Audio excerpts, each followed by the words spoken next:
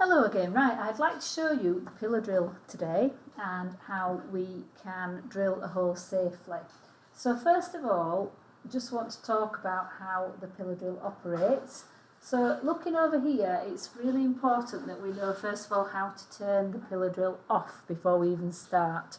And to turn the pillar drill off, we've got two different ways. So one is this button here, which says emergency stop round it, and the other one is a stop button that we can kick down at there, so like a foot pedal, okay, at the bottom. So I'm just going to demonstrate that to you now what happens. So if I turn the drill on with the green button, I can stop it with my foot, just gently tapping that, okay. If I turn it on again, I can stop it with the emergency stop button as well. Now, if I try and turn it on now, it won't let me, because once the emergency stop button has been hit, we need to release that button. So if you see close up, which I don't know if you can, we'll try and show you, there are some arrows on that button, and those arrows are pointing that way, so it shows me that I need to twist it round that way to release it, and that will now let me start the drill again.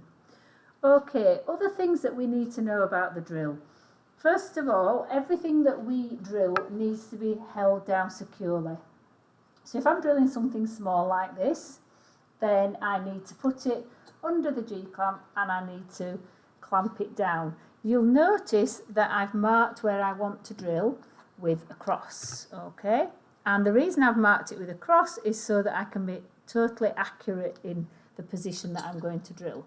So that's going to go under the G-clamp, and I'm going to make sure I line that up so that I've got it in the correct position, and then I'm going to tighten that up. So I'm just going to tighten it up underneath so that's not going to move anywhere.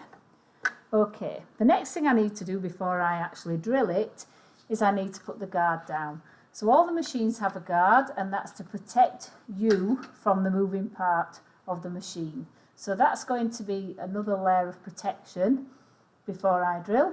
And then what I need to make sure I do is I'm going to put my safety glasses on.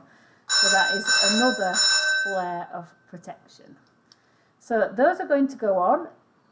You also might have noticed that I've got my hair tied back in a low ponytail. So if you've got long hair, that needs to be tied back so that my hair is not going to end up getting tangled up into the machine. Okay, so I think we're all set up and we're ready to go. So I'm going to stand in front of the pillar drill, and I'm going to turn the drill on first, then I'm going to actually drill it, and then I will bring the drill bit back up out of the material before I turn it off.